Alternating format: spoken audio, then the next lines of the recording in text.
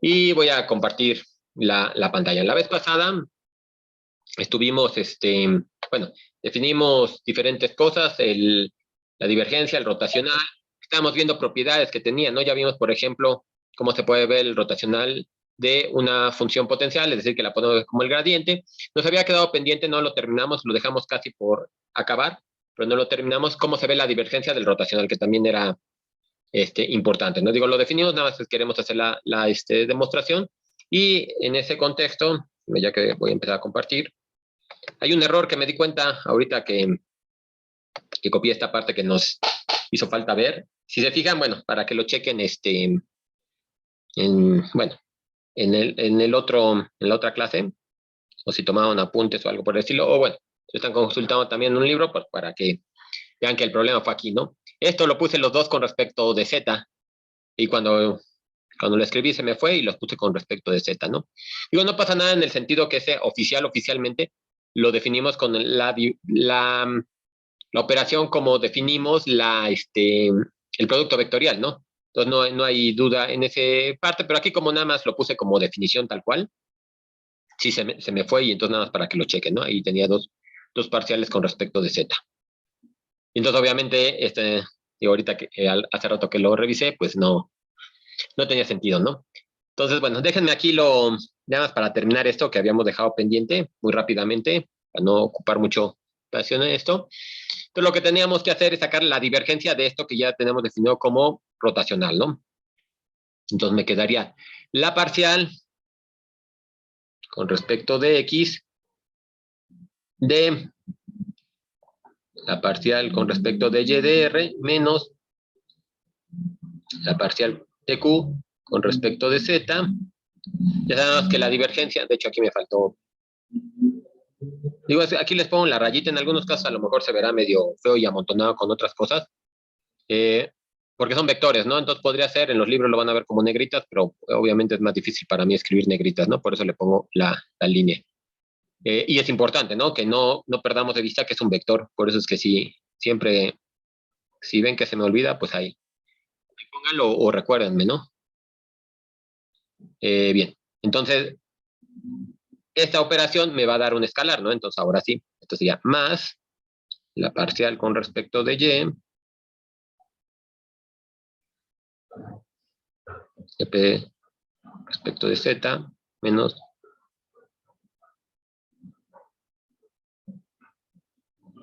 X más la parcial con respecto de Z por, digo, aplicado, no por X menos P de Y, ¿no? Bien, y aquí creo que más o menos se ve claro, ¿no? A lo mejor no lo voy a poner todo desarrollado por el espacio que dejé, pero aquí se ve que me va a quedar la parcial segunda de R con respecto a X con respecto de Y menos la parcial segunda de Q con respecto a X con respecto de Z. Y bueno, más, déjenme pongo nada más el que sigue y creo que ya se ve, ¿no? ¿Cuál es la idea? A pasar de Y con respecto a Z. Y el que sigue sí es el que se empieza ya como a ver lo que me interesa. Aquí me queda menos la parcial segunda de R con respecto de Y con respecto de X, ¿no? Y aquí se puede ver entonces que este de aquí se va a ir con este de acá y faltarían poner los otros que me faltan, ¿no? Pero si se ve que igual aquí me va a quedar, por ejemplo, en este caso, positiva la segunda parcial de Q con respecto a Z con respecto de X y se va a ir con esta de acá, que esta es negativa, ¿no? Entonces van a ir todas con todas y ya podemos concluir, como era lo que queríamos demostrar, que esto es igual a 0, ¿no? Son de las operaciones, ¿no? Sí, bastante, digo, ya era más o menos inmediato, pero bueno, quería que lo viéramos, nada más para que quedara bien. Aquí les había puesto otro ejercicio, pero creo que no hay muchos problemas para sacar estos operadores. En realidad, ya entendiendo el operador, cómo se trabaja con él, es relativamente sencillo. El problema, como ya les había comentado, es la interpretación, ¿no? De hecho, ahorita, bueno, más adelante, vamos a hablar un poquito sobre esto. No sé si pudieron todos echarle un ojo al foro, ¿no? Donde hablan sobre el laplaciano.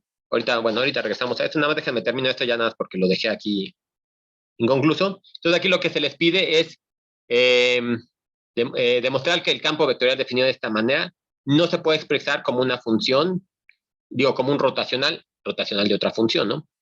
En este caso, entonces, si fuera que sí se puede expresar como un rotacional, lo que tendríamos es que la divergencia de F, que sería igual a la divergencia de el rotacional de G,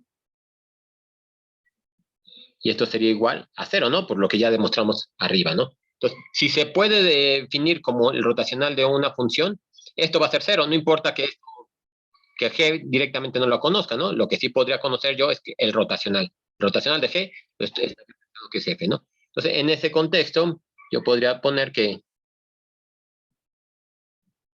y eso es importante porque, como ya habíamos dicho, es otra de las formas que podemos nosotros utilizar para definir que un campo es conservativo, ¿no? En física, bueno, en varias de las áreas, lo que se quiere ver es que sea conservativo, ¿no? Por todas las otras cosas que conlleva, ¿no? Que podamos determinarlo como, bueno, que podamos calcular el trabajo directamente conociendo la función y un montón de otras cosas, ¿no? Ya que son, bueno, ¿qué significa, no? Por ejemplo, la conservación de la energía. Entonces aquí nada más tendríamos que hacer, no lo voy a terminar, nada más lo voy a poner como para, ay, perdón, ya estoy escribiendo cosas que no. Entonces aquí nada más tendríamos que calcular la divergencia de la función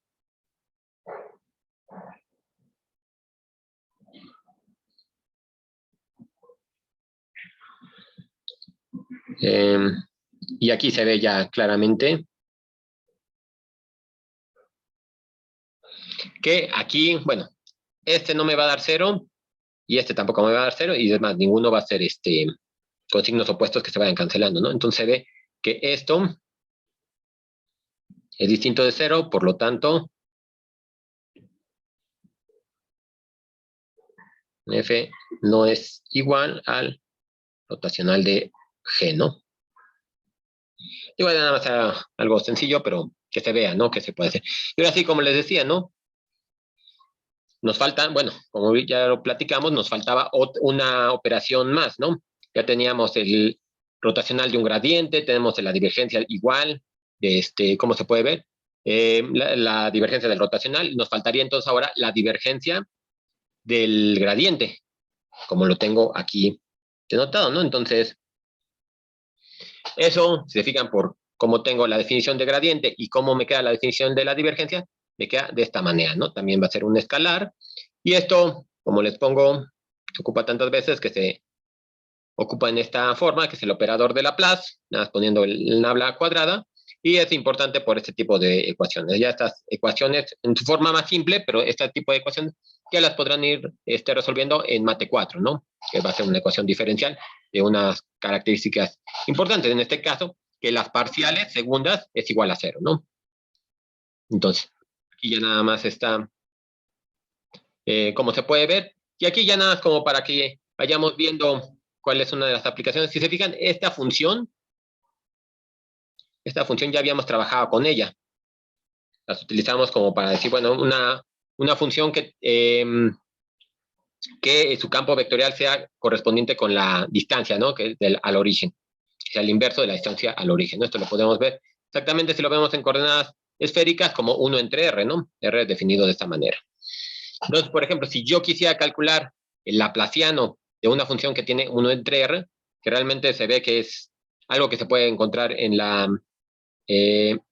física, bueno, en los problemas que se resuelven, la fuerza del campo eléctrico, bueno, es 1 entre R cuadrada, pero hay varios problemas que tienen este tipo de comportamiento, ¿no? Que es 1 entre R. Entonces, bueno, ya nada más para ver igual cómo se comporta, vamos a sacar el gradiente de F primero. Entonces esto me queda la parcial de F con respecto de X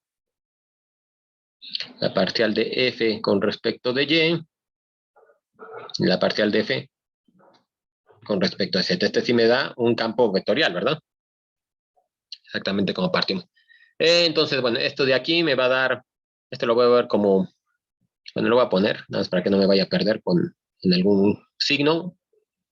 X cuadrada más y cuadrada más z cuadrada a la menos un medio. Entonces esto es igual así poniendo la derivada. Menos un medio de x cuadrada más y cuadrada más z cuadrada a la menos 3 medios por 2x. Ya con este más o menos me doy una idea para los demás. Entonces aquí me va a quedar menos x entre x cuadrada más y cuadrada más z cuadrada a la 3 medios. Entonces este se ve, me va a quedar menos y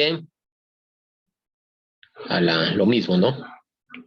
X cuadrada más y cuadrada más z cuadrada a la 3 medios y menos z x cuadrada más y cuadrada más z cuadrada a la 3 medios.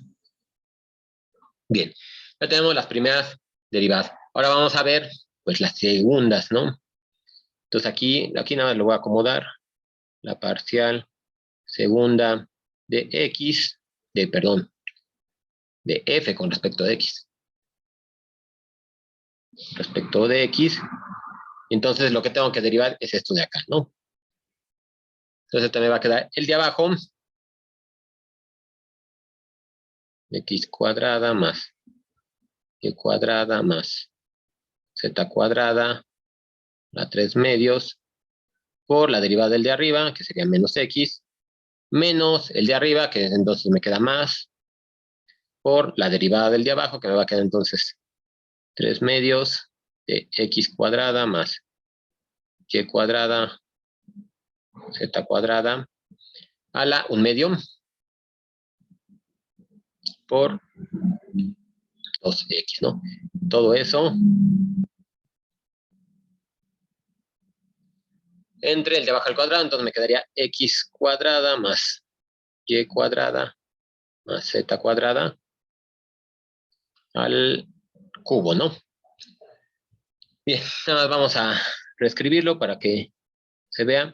Igual, ¿no? Yo hago este y ya se ve todos que con respecto a y y con respecto a z va a ser exactamente lo mismo. Aquí, por ejemplo, pues tengo este 2, con este 2 se me va a quedar 3x cuadrada. Primero pongo este porque es el que quedó positivo y luego viene el negativo. 3x cuadrada entre, por ejemplo, tengo al cubo menos 1 medio, me va a quedar, este sería como a las 6 medios, menos 1 medio a las 5 medios, ¿verdad? X cuadrada más y cuadrada más z cuadrada a las 5 medios, menos el otro, ¿no? Este de acá, ¿no? Este de aquí no tengo mucho que hacer, nada más se quedaría menos x cuadrada más y cuadrada más z cuadrada a la 3 medios. Y así me quedarían todos, ¿verdad? Cuando haga la parcial segunda de f con respecto de x, aquí me quedaría un 3y cuadrada, todo esto es igual, esto no va a cambiar, en realidad, igual que esto de acá, ¿verdad? Entonces, la parcial segunda, que es lo que queremos demostrar, esto de acá, lo que queremos demostrar, la parcial segunda de f con respecto de x más la parcial segunda de f con respecto de y más la parcial segunda de f con respecto de z sería igual. Me lo voy a empezar a saltar unos pasos, pero creo que sí se puede ver. Como les decía, la parcial segunda con respecto de y me va a quedar 3, x cuadrada, bueno, con respecto a y me va a quedar 3y cuadrada, y la parcial con respecto a z me quedaría 3z cuadrada. Eso lo podría factorizar porque todos los demás es igual. Y entonces me quedaría al final 3 que multiplica a x cuadrada más y cuadrada más z cuadrada, ¿no? Sí, sí. A ver, lo voy a escribir a ver si sí más o menos se ve. 3 por x cuadrada más y cuadrada más z cuadrada entre esto de acá, ¿no? Que ya tenía x cuadrada más y cuadrada más z cuadrada a la 5 medios. Entonces que ya se me acabó el espacio. Y aquí, por ejemplo, sumé todos los primeros valores que obtenía de aquí, ¿no? Y aquí me va a quedar exactamente lo mismo, ¿verdad? Pues no va a cambiar. Cuando hago la parcial con respecto a z, igual con respecto a y. Pues aquí estoy menos 1 entre x cuadrada más y cuadrada más z cuadrada, menos 1 que viene de la parcial con respecto a y, 1 entre x cuadrada más y cuadrada más z cuadrada, y luego la parcial con respecto a z me quedaría menos 1, entonces se ve que voy a quedar menos 3 veces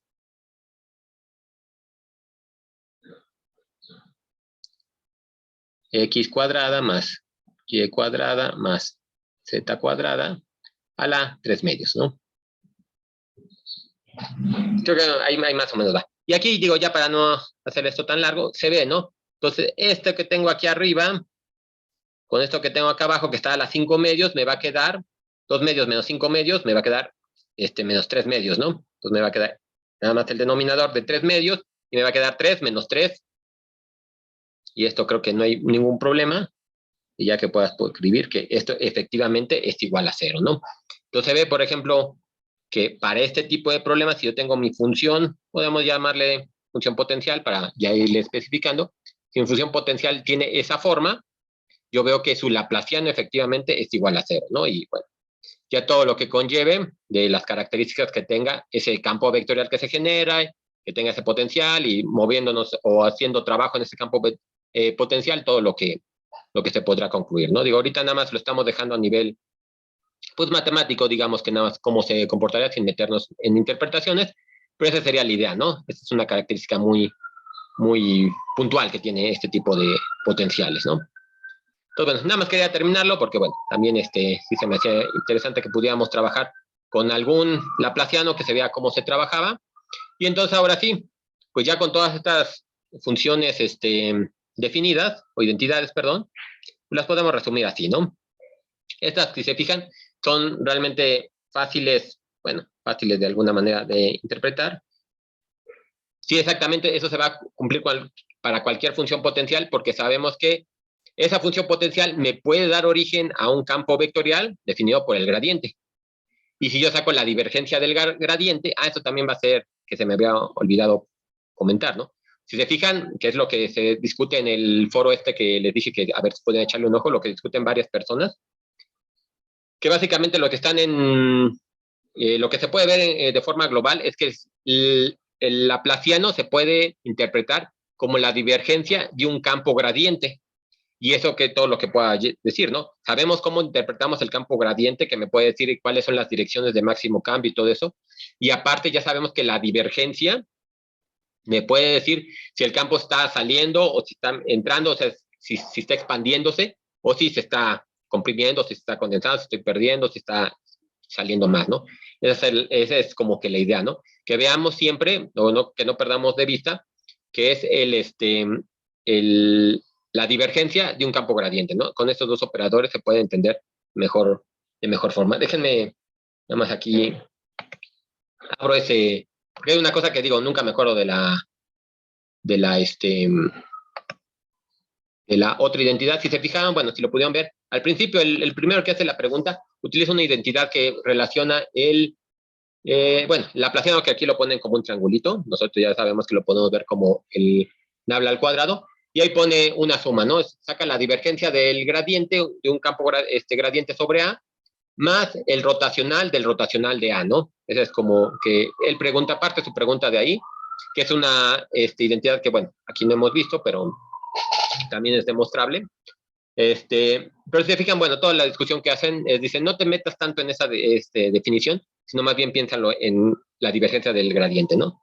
Está interesante las discusiones. Bueno, a mí me gusta luego entrar el chisme de ver qué dicen las demás personas, porque pues, como son parte de todo el mundo, se puede enterar uno de hasta cosas que, bueno, dentro del problema como tal, hay varias cosas, ¿no? Y por aquí hubo uno medio sarcástico que aquí cuando dice cómo se entiende el gradiente de un campo vectorial, que dice no puedo ni imaginar cómo que puede ser eso, entonces se ponen buenas las discusiones, ¿no? Échenle un ojo si pueden, ¿no? Bueno, entonces ahora sí, ya terminado con esto del laplaciano, es importante ver eso, pero aquí como nada más restringiendo esa parte matemática, pues con que sepamos que lo sacamos de esta manera, sacando las dos parciales, es suficiente, ¿no? Nada más que, bueno, si alguien tiene la curiosidad, pues ya puede checar toda esta parte más bien física, ¿no? Y entonces, como les decía, ¿no? Tenemos todas estas identidades que se ve que son fácilmente demostrables, ¿no? Por ejemplo, ya saben, ¿no? Aquí se me olvidó en varias poner la símbolo de vector, pero cuando ustedes no se les olvide, digo, no se les olvide que igual tienen que ponerlo, ¿no? Aunque yo no lo haya escrito. El gradiente de f más g con f y g funciones, bueno, lo que podríamos pensar como una función potencial, se puede abrir, ¿no? Y se ve que por las propiedades de las derivadas, esto es claro. También si tenemos una constante a la que se le está aplicando el operador, pues se puede sacar la constante del operador mismo, y así, ¿no? Son varias, ¿no? Si tenemos una multiplicación de funciones, pues igual, la primera por la derivada de la segunda, más la segunda por la derivada de la primera, o sea, se ve claramente que todas son fácilmente demostrables, ¿no? Aquí nada más les puse también, en parte para que vean todas las identidades que podemos encontrar, ¿no? Varias de ellas, pues sí, estas sí las pudimos demostrar. Bueno, no tuvimos el tiempo de demostrarlas, pero todas ellas igual, si tienen algún interés, pues pueden checarlas, ¿no? Se ocupan mucho en la ciencia, ¿no? Como tal. Y entonces ahora sí, a lo que realmente nos interesaba, ¿no? Ya que tenemos definidos estos operadores, básicamente el gradiente, el rotacional, la divergencia y el laplaciano, ahorita no vamos a usar todos ellos, pero los que sí podemos utilizar, podemos ver cómo los podemos incorporar en el teorema de Green, que es el que ahorita hemos visto, ¿no? Entonces, de entrada, para poder aplicar el teorema de Green, primero partimos de lo que sí sabemos, ¿no? ¿Qué es para que se pueda aplicar, no? Necesitamos una región plana y su curva frontera, ¿no? Una región D y su curva frontera C, ¿no? Y necesitamos que P y Q cumplan las condiciones del teorema, es decir, que sean continuas, que tengan sus derivadas parciales, todo ese tipo de cosas, ¿no? Entonces, si dado que esto se cumple, ya P y Q contienen sus derivadas, yo puedo definir, como ya también habíamos hecho, F, ahorita de manera muy simple, en el plano nada más. F igual a P en I más Q en J. Entonces, si quisiéramos calcular la integral de línea sobre este campo, yo lo puedo definir de esta manera, o lo puedo poner también con su forma diferencial exacta, de esta forma, ¿no? Que directamente nada más es haciendo el producto escalar, ¿no? Acuérdense, aquí estamos pensando en una integral de línea cerrada para que pueda yo aplicar el teorema de Green, que solo se aplica en trayectorias cerradas, ¿no? Para que pueda tener yo la región que me interesa en la integral doble, ¿no? Entonces, bueno, eso por un lado. Por un lado tenemos entonces que podemos calcular la integral de línea de esa manera. Por otro lado, bueno, ya que tengo este campo definido, pues podría yo calcular su rotacional. Entonces, si yo quiero calcular su rotacional, pues lo aplico. Se ve que claramente aquí sale nada más la componente en K, es la única que me sobrevive. Entonces me queda la parcial con respecto a X de Q, menos la parcial con respecto a Y de P, tal cual. Y esto hay que dejar también que quede presente que está en la dirección de K, ¿no? Esto sigue teniendo su característica de vector. Eso no se lo podemos quitar. Un producto vectorial, de ahí viene su nombre, siempre nos da un vector, ¿no? Entonces, como yo quiero esto llevarlo al teorema de Green para poderlo reescribir de alguna manera en términos de operador, pues yo lo que puedo decir, bueno, me interesa ver su proyección en la dirección de K. Obviamente yo partí de un campo que estaba en la dirección de K, pero ¿cómo me puedo quitar la componente vectorial? Pues hago el producto escalar con respecto a la dirección que estoy viendo, ¿no? Que ya sabemos que de todos modos es la proyección sobre este mismo. Si hago la proyección en esa dirección, pues me va a dar exactamente el mismo valor, ¿verdad? Entonces, esto es un escalar, lo puedo sacar del producto y nada, me queda el producto escalar de estos dos, ¿no? Que ya sabe que un K.K es 1, ¿verdad? Es la magnitud del mismo al cuadrado, ¿no? Como ya habíamos dicho. Entonces ya me queda esto de aquí. ¿Qué es lo que yo quería, no? Entonces, de todo esto, yo puedo decir que la integral de línea sobre C de f.dr es igual a la integral doble del rotacional del campo producto escalar K. Nada más lo necesitamos incorporar esta K, este producto escalar, para quitarle la componente vectorial, ¿no? Entonces, si se fijan aquí, lo que estamos haciendo, digo, nada más como que también aquí nos está sirviendo como para abrir camino a lo que vamos a hacer después. Este fue como un caso particular en donde tenemos el rotacional de F. El rotacional de F, nada más lo estamos viendo ahorita en la dirección perpendicular o en la dirección de K ahorita, ¿no? Tenía mi F definido en el plano XY, así lo tenía mi P y mi Q, como la tengo aquí. Y entonces me está quedando, nada más estoy viendo en la dirección, cómo se comporta este campo en esta dirección perpendicular, ¿no? Entonces es un caso muy, muy particular, pero no importa, ¿no? De todos modos, a mí lo que me interesó ahorita es que yo pudiera incorporar este operador en esa operación, ¿no? Y entonces ya puedo definir el teorema de Green en términos de este operador, ¿no? Y lo tenemos así como lo pongo aquí, ¿no? Esta ecuación expresa la integral de línea de la... ese también es importante, que lo iba a poner y se me olvidó, ¿no? Esto de aquí, déjenme lo escribo de este lado. Esto de aquí ya lo habíamos visto nosotros, nada más que no lo había puesto ahorita explícito, pero también nos conviene ponerlo. Lo podría también escribir. Esta anotación la pusimos casi al inicio cuando vimos las integrales de línea, pero yo podría escribir como f.t de S, ¿no? Es decir, estoy viendo en la dirección tangente a la curva cómo se comporta el campo F, que es exactamente esto, lo ocupo para calcular esta, de ahí viene su definición, y eso se relaciona por el teorema de Green con el rotacional, ¿no? Es nada más la forma que lo habíamos puesto, ¿no? Pero eso nos va a servir para ver las dos formas que tenemos de verlo, ¿no? Entonces, la ecuación de la integral de línea en la componente tangencial de F a lo largo de C, exactamente lo que nos está diciendo esa T. Y eso nos va a dar la relación que tenga con la integral doble de la componente vertical del rotacional sobre la región D, ¿no? Eso es nada más lo que les dije ahorita. Estas dos líneas que les pongo aquí es lo que ya habíamos platicado, ¿no? Es lo que viene en estas dos líneas, ¿no? Y les digo, es un caso muy, muy, muy particular, pero bueno, ya tenemos el operador. Entonces, como ya tenemos cómo se comporta el campo en la dirección tangencial a la curva, pues ahora a lo mejor nos interesa ver cómo se comporta en la dirección normal. Ahorita llegamos a un poquito de esa interpretación, ¿no? Entonces vamos a ver, ¿no? Si vamos a seguir con ya tenemos nuestro campo F y tenemos nuestra C igual definida, la podemos hablar de esta manera, ¿no? Ya habíamos visto también que la podemos ver así siempre hemos trabajado. Y, por ejemplo, dada esta curva, yo podría definir su vector tangente unitario, tal cual lo vimos ya cuando estuvimos viendo funciones vectoriales, pues de hecho creo que fue al principio del semestre pasado, ¿no? Entonces tengo la tangente sin ningún problema, y con base en esta tangente yo quiero determinar el vector perpendicular a ella, que sería el vector normal, como ya lo hemos definido, ¿no? Entonces el vector normal, yo lo puedo ver con base en las componentes que son las derivadas de la trayectoria, se define de esta manera, ¿no? Si yo tengo el vector 1,0, un vector perpendicular a él sería el 0,1, ¿verdad? Entonces, es la forma en que se puede. Digo, este es un caso muy particular, pero así se define el vector normal, ¿no? Con base todo en las componentes derivadas ya, ¿no?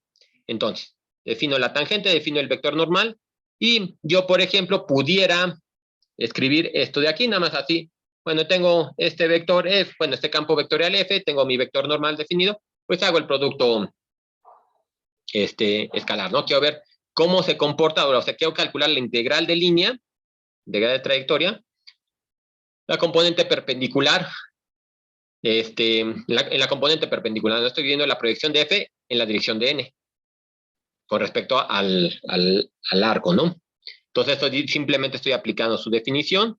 Entonces, como tengo este ds, yo lo puedo escribir así. Ya sabemos, también fue de los primeros que vimos cuando empezamos a estudiar las integrales de línea. Y luego aplico la definición de n, ¿no? Nada más entonces me quedaría F que era P que está en componentes en X y Y, y ahora por cómo hice la definición, ya tengo que X depende de T y Y depende de T, ¿no? Simplemente, nada más por notación, pero sigo teniendo P, que hago su producto con Y', ¿no? Que es lo que, el primer componente de N. Luego, por cómo tengo el signo menos, pongo el signo menos y ahora me quedaría Q por X', ¿no? Y nada más estoy haciendo el producto escalar ahí. Todo queda normalizado, porque así se define el vector normal. Y si se fijan aquí, que me salió directamente de tomar el diferencial en la longitud de arco, sale la norma de R', ¿no? Esa norma de R' se me va con los componentes que están normalizando a la normal, y entonces ya nada más me va a quedar P de Y, o bueno, P por la derivada de Y de T, menos Q por X' de T, ¿no? Aquí nada más le estoy poniendo en forma explícita que depende del parámetro T, ¿no? Esto se puede quitar, yo ya sé que depende del parámetro T, y lo puedo escribir de esta manera, que si nos fijamos, en realidad yo lo podría calcular de esta manera. Aquí, por ejemplo, si bien se me intercalan, así como yo tengo la definición original del teorema de Green, que lo tengo al revés, está con respecto a la derivada de X, y Q está con respecto a la derivada de Y, ¿no? Así es como lo habíamos visto. Y aquí me quedaba un signo menos, ¿no? En la definición original. Pero aquí no hay nada que me impida, pues, renombrar, ¿no? P es alguna componente, yo le puedo llamar como quiera, le llamé en este caso P, pero no necesariamente tiene que ser así. Lo mismo con Q.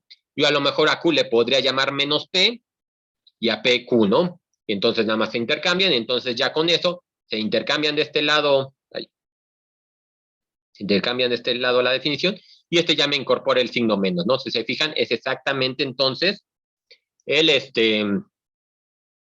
definición del teorema de Green. Yo tengo P de Y menos Q de X, y aquí ya se intercambia, ¿no? Lo que estaba con respecto de Y, ahora lo estoy haciendo con respecto de X, y lo que estaba multiplicando el diferencial de X, ahora está derivado con respecto de Y, ¿no? Está así igual, ¿no? Vayan checándole, es exactamente lo mismo. Con una consideración que tenemos aquí, ya si lo definimos de esta manera. Si lo vemos así, con esto que tengo aquí, yo puedo ver que la primer componente del campo está derivada con la primer componente del R, ¿no? Que es del R que definí. Y lo mismo pasa con Q. La segunda componente de Q tengo la derivada con respecto de Y, ¿no? Entonces, esto de aquí, y además tengo un escalar, esto es un escalar. Entonces, esto de aquí tiene toda la forma que yo podría sustituirlo por la divergencia. Así se define la divergencia. Entonces, la integral cerrada de F, su componente perpendicular o su componente en la dirección de la normal, se define con la divergencia de F, que lo puedo poner así, ¿no? Entonces va a ser dos cosas diferentes aquí, ¿no? Por un lado, tengo que con el rotacional puedo estudiar cómo se comporta en la dirección tangente a la curva el campo, y por otro lado puedo estudiar cómo se comporta el campo perpendicular, porque está en la dirección normal, a través de la divergencia. Entonces, bueno, va a ser las dos cosas que tenemos aquí. Y ya nada más como para terminar este punto de aquí les pongo como tarea, este sí es importante, si pueden echarle un ojo muy, muy rapidito, que vean el libro de Thomas, la sección 16.2 y la 16.4. Básicamente así la definición, la diferencia más grande que tiene a lo mejor entre Stuart y Thomas es que Stuart es un libro como más matemático, o sea, le da más peso a las transformaciones, a los teoremas colorados, de hecho hasta lo pone así. Thomas lo piensa, es un libro más pensado como hacia los físicos, ¿no? O sea, sí voy a enseñarte todo lo que necesites, pero me interesa más a que le defina como tal corolario, o lema, o teorema. Me interesa más que te vayas a la interpretación, ¿no? ¿Cómo se puede interpretar este resultado aquí, por ejemplo, como lo escribí aquí? Y en ese sentido, déjenme rápido, nada más para hablar así muy en particular de esta página. Si se van a la página, a la sección 16.2, exactamente, déjenme, lo veo. Y en la página 913, bueno, del libro que supongo que es el que les compartí, si tienen algún otro, pues que le vayan checando. Ahí define, por ejemplo, el campo en la dirección tangente, ¿no? Pero no aquí, por ejemplo, aquí, en la página, no, al final de la 914, Bueno, déjenme rápido, no me gusta hacer mucho así, pero lo voy a compartir la otra pantalla rápido y ahorita ya nos regresamos a lo que estamos viendo aquí, ¿no? Nada más para que se vea de lo que estoy hablando. Pero igual ustedes lo ven con calma después, ¿no? Entonces, fijan, aquí en la 914, aquí tengo esta definición, ¿no? F, producto escalar, que ya sabemos que es la tangente, ¿no? Y le dan la definición de flujo. Entonces hacen ahí una discusión sobre qué es el flujo, ¿no? Es el flujo en la dirección, ¿no? Échenle un ojo a esto y definen igual los problemas, ¿no? Si fijan aquí, nosotros más bien dijimos, a ver cómo es en la dirección tangente, cómo es en la dirección normal, pero no nos pusimos a ver si pensamos en aquí como dice, ¿no? A través de una región del espacio, una turbina de un generador hidroeléctrico y tal, ¿no? Entonces, ahí se van más bien como a ver esa parte. Claro, perdón. Aquí quito esto para que se vea mejor, ¿no? De aquí, ¿no? Es donde está, es donde hacen más énfasis, así, pensando en flujo, ¿no? Nosotros, por ejemplo, esta integral de línea, pues dijimos, pues es la integral de línea, el campo vectorial en la dirección tangente y tal, así la calculamos y todo eso, ¿no? Pero no le dimos esa interpretación de que es un flujo, ¿no? Aquí ellos entonces vean eso, lo definen como flujo, y luego si dicen, mire, si tenemos, por ejemplo, una trayectoria cerrada, eso lo vamos a pensar o le vamos a dar la definición de circulación. Y ya, hablan sobre la circulación, qué significa y todo eso, ¿no? Entonces, échenle un ojo a esa parte y déjenme aquí nada más un poquito más abajo. Es que es de los problemas normales que resuelven. Aquí se van, por ejemplo, el flujo, también va a ser interesante si pueden checar toda esta parte que es en la página 916, ¿no? Entonces aquí hacen, a ver cómo se interpreta el campo vectorial en la dirección normal. Y aquí ponen los dibujitos y hacen todo el estudio de cómo se está. Sí, ahí como, bueno, diferentes formas de verlo. Si ven el Marden, de hecho aquí casualmente lo tengo abierto. Si ven el Marden, bueno, esta versión es la que viene en esta página. Pero el Marden lo define mucho antes, así como que, bueno, esto en algún momento lo ocuparás, entonces de una vez te lo pongo. Entonces ellos lo definen acá, ¿no? En el capítulo 4, y luego ya dice, bueno, y vamos a estudiar las integrales, y ya ven las integrales, los cambios de variable y todo eso, ¿no? Entonces, sí, ahí depende de cómo ellos lo vayan, cómo ellos hagan su libro, pues tenían que cambiarlo para justificar que yo haga otra versión del libro, entonces, sí lo ven de diferente orden en los diferentes libros. Si se fijan en el Piskunov es un libro que es muy defendido por los matemáticos y los físicos ahí en la misma facultad, pero a mí no me gusta el orden que aborda. Digo, él dice, vamos a ver todas las derivadas de un solo golpe, y antes de enseñarles ni siquiera a integrar, se avientan ya hasta la divergencia y estas integrales, derivadas parciales, todo eso. Digo, así al señor Piskunov se le hizo que estaba bien el orden, ¿no? Digo, no lo voy a cuestionar. Pero, pues sí, hay la diferente de cómo lo abordan cada libro diferente, ¿no? Pero Martin también tiene varias cosas interesantes sobre interpretación. También si le pueden dar un ojo, echar un ojo no me acuerdo qué capítulo es.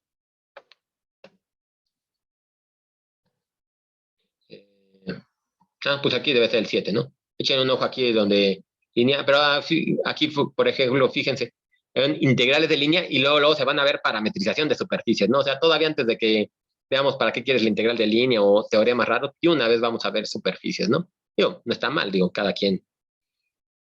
Pero también échale un ojo a también tiene buenas cosas sobre la interpretación que se puede dar a esto que estamos viendo, ¿no? Pero esto se me hace bueno, a mí me gustó la explicación, se me hizo bastante. Además, con el dibujito se ve muy bien cómo estamos viendo la componente perpendicular al campo y la tangencial, ¿no? Entonces, nada más esa nota que les había puesto ahí era para esa parte, ¿no? Entonces, bueno, déjenme, ahora sí, me regreso a lo que estamos viendo ya para terminar con esta parte. Bien. Entonces, pues de hecho sí, en realidad, básicamente casi con esto estoy terminando, nada más les voy a dejar aquí. Había pensado como, bueno, originalmente ya ven que esto se me estiró. Esto de aquí quería que lo termináramos la sesión pasada y hoy iba a hacer una sesión más de problemas, ¿no? Como para ir repasando y todo eso. Estos de aquí, por ejemplo, en obtener la divergencia del rotacional de estas funciones, creo que igual se los voy a seguir dejando para que ustedes lo hagan. Creo que para nadie le va a dar problema, nada más tendrían que sacar. Voy a escribir la divergencia porque es más rápido, pero se los dejo ahí para que lo vayan pues practicando, ¿no? Ya ven que el problema de las matemáticas es eso, ¿no? Que para que quede más claro hay que hacer la práctica. Déjenme nada más, escribo esto y ahorita me interesan más los de abajo. X cuadrada más y por y más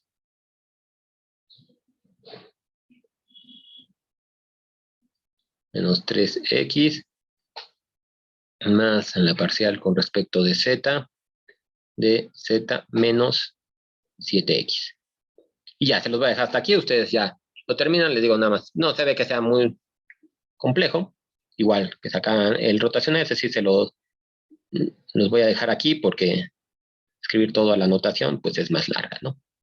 Y ya nada más se los dejo adelantadito. Termínenlo, digo. Si no tienen dudas, pues ya. No hay ningún problema, ¿no? Ya, Pero si alguien como que todavía no le termina de agarrar bien pues a toda la metodología para sacar divergencias y rotacional, pues aquí tiene para practicar, ¿no? Échenle un ojo, cualquier duda que hayan, pues me pueden preguntar y lo vamos viendo. Y aquí, por ejemplo, el problema 2, pues igual, ¿no? Aquí, mi idea, por ejemplo, aquí sería que sacaran el rotacional. Si se fijan, aquí va a haber una cosa interesante con esta componente que tengo aquí, ¿no?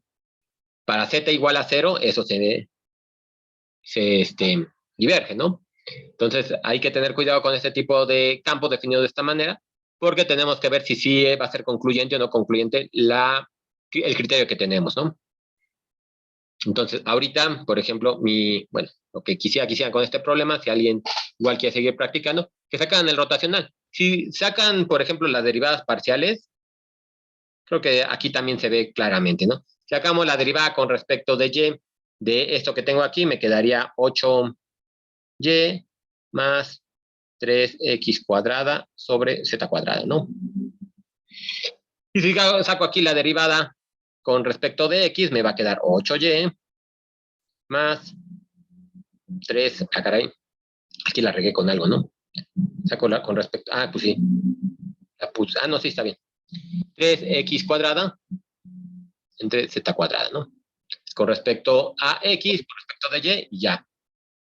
Se ve que son iguales, pero ese ya no me interesa mucho que la chequen, ya la habían hecho. Pues saquen el rotacional y vean cómo se cumple, ¿no? Si se cumple, entonces tendríamos que revisar cómo está comportando las integrales cerradas, ¿no? Sobre una trayectoria cerrada en el origen, ¿no?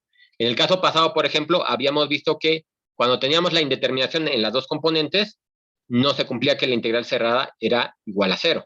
En este caso solamente tenemos con respecto a z la indeterminación. Entonces, la pregunta para ustedes, que nada más es para dejarla abierta, que ustedes me digan si se cumple o no, es qué pasa si nada más tenemos la indeterminación con respecto a z, ¿no? Si calculan la integral cerrada, una trayectoria que también aquí tenemos un campo en 3 dimensiones, ¿no? Sería cosa de que la vean cómo se puede hacer este tipo de integral, ¿no? O si se puede, como le hemos hecho, ¿no? Si no se puede, pues entonces nada más nos podríamos quedar o nos tendríamos que quedar con el rotacional, ¿verdad? Que es el que ahorita sabemos calcular el rotacional o las parciales, que ya sabemos que están relacionadas. Entonces ahora sí, ya nada más para igual terminar, quería resolver estos dos problemas, o por lo menos dejarlos planteados para que ustedes igual los terminen. Aquí, por ejemplo, les pongo sea f, definido de esta manera. Obviamente, ahorita, para que tenga sentido todo, lo defino nada más en el plano. F define de esta manera y entonces, bueno, lo que les pido es que integren el rotacional de F punto K en la región contenida en el primer cuadrante acotado por las curvas Y igual a X cuadrada y Y igual a X. Entonces, si ponemos aquí así muy rápido la región, pues se ve que esta me va a quedar como que algo así, porque me dice que es en el primer cuadrante, y así, ¿no? Esta es la región. Si quisiéramos calcular la integral de línea, digo, aquí no nos está preguntando tal cual la integral de línea, ¿no? Nada más nos está diciendo que calcule la integral de esto, ¿no?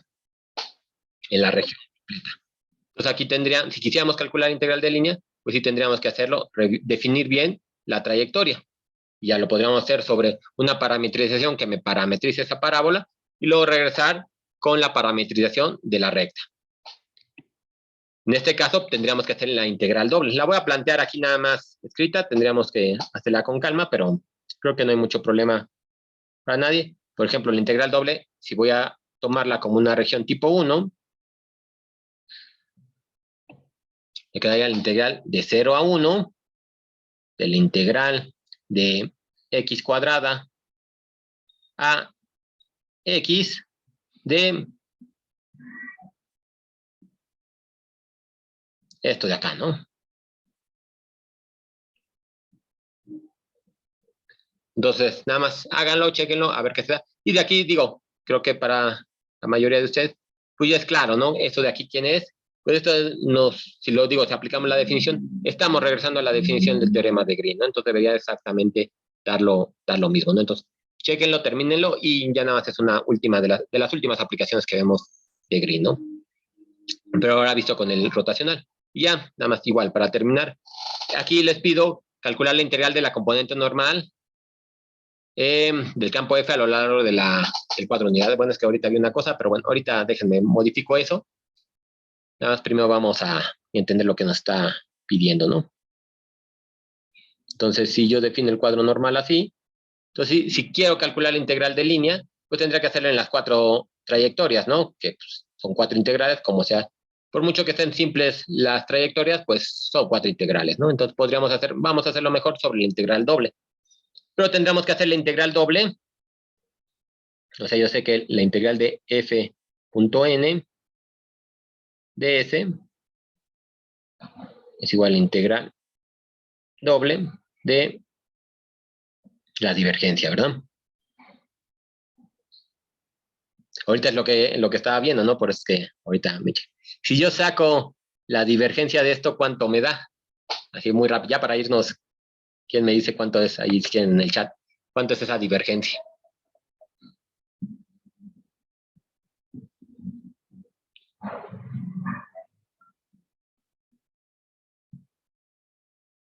Que ya, digo, realmente con eso ya estaríamos terminando el problema muy rápidamente, que también es algo interesante, ¿no?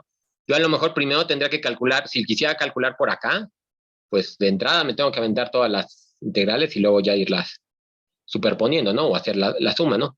Pero si calculamos primero esto y luego queremos hacer la integral doble de la divergencia de f, ¿qué es lo que me va a dar? Esa, exactamente. Entonces, esto de aquí ya de antemano es igual a 0, ¿no? Entonces, ahí yo creo que la regué cuando le estaba copiando. Entonces, ya terminó el problema. Ya no hay mucho que hacer. Vamos a cambiarlo un poquito, digo, nada más para que si a alguien les interesa practicar este teorema, vamos a ponerle nada más aquí como x, y cúbica más x quinta y,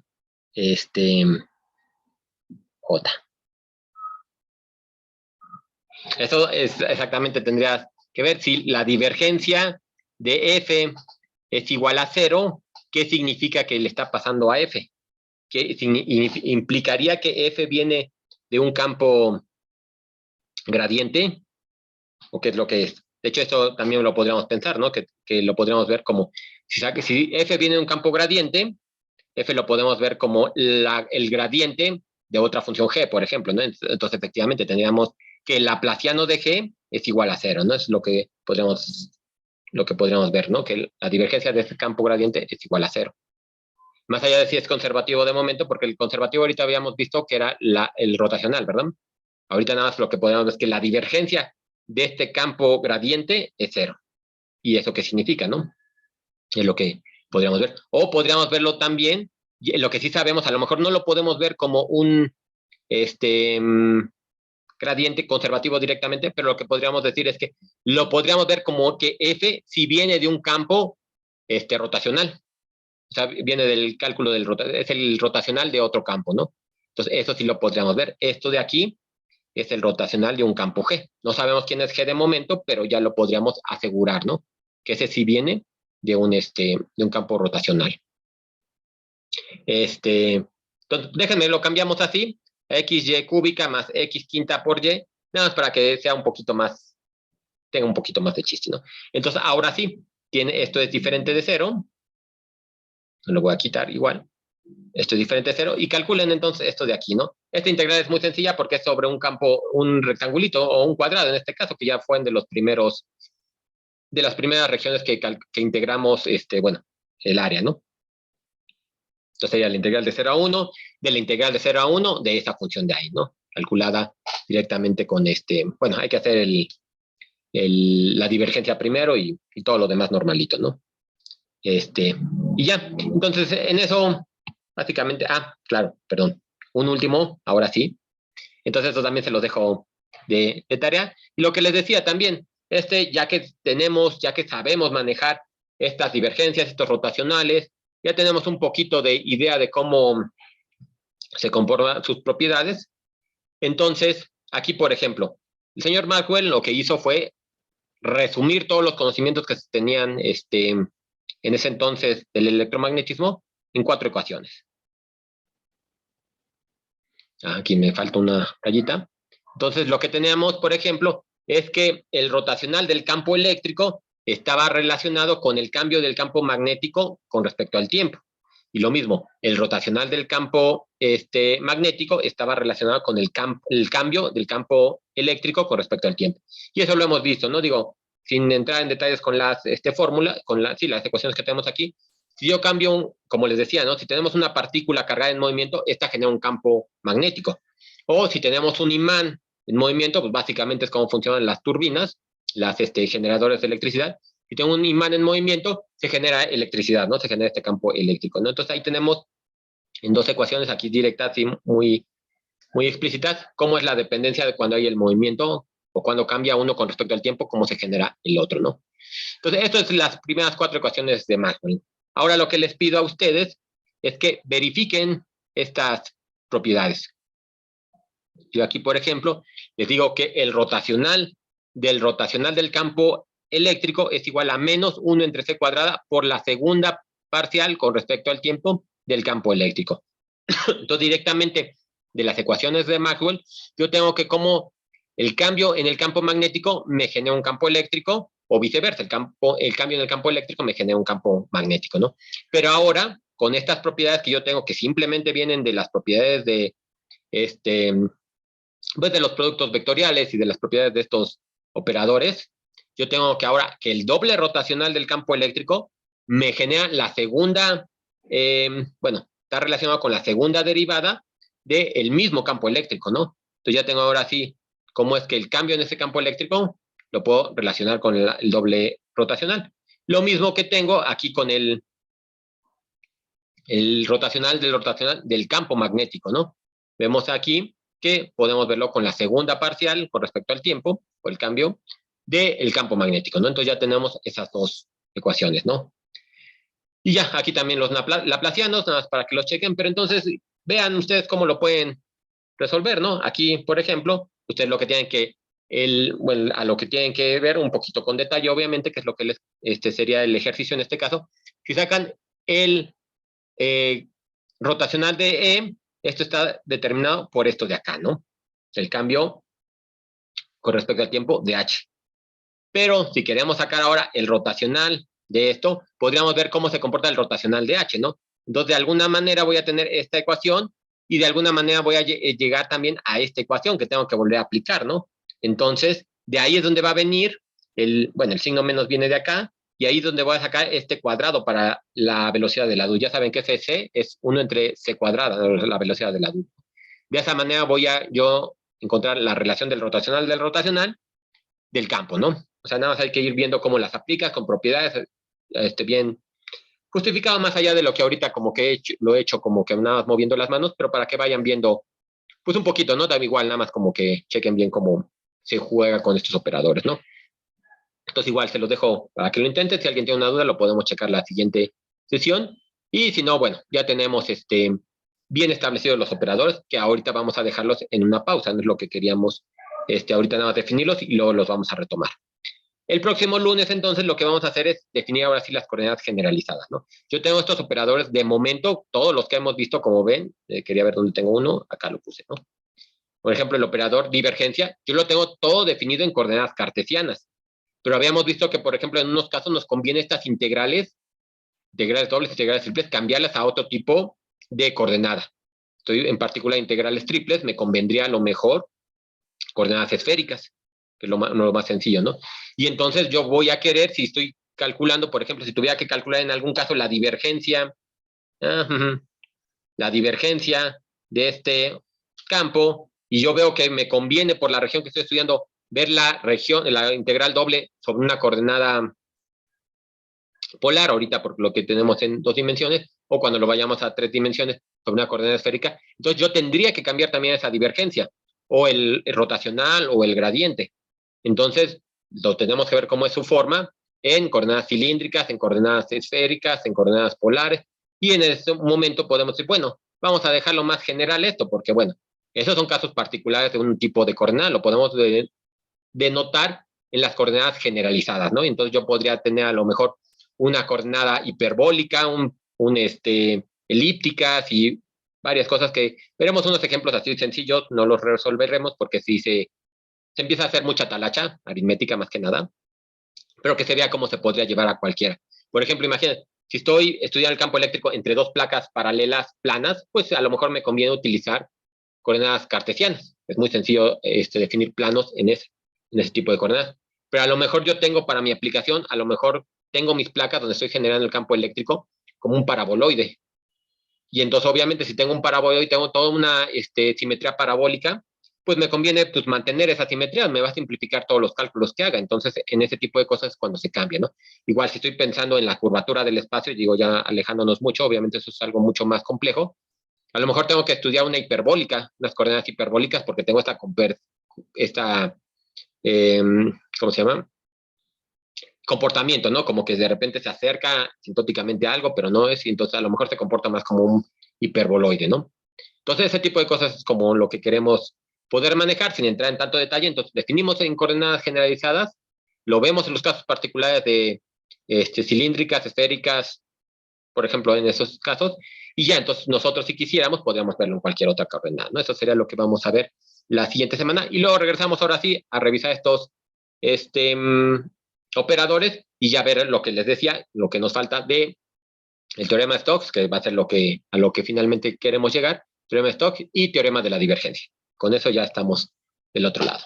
Bien, si no hay dudas de estos problemas que les dejé ahorita de este trabajo, creo que están relativamente sencillos, nada más para los terminen. Si alguien tiene curiosidad, los podemos terminar sin problema. Ustedes me van diciendo cómo se sienten.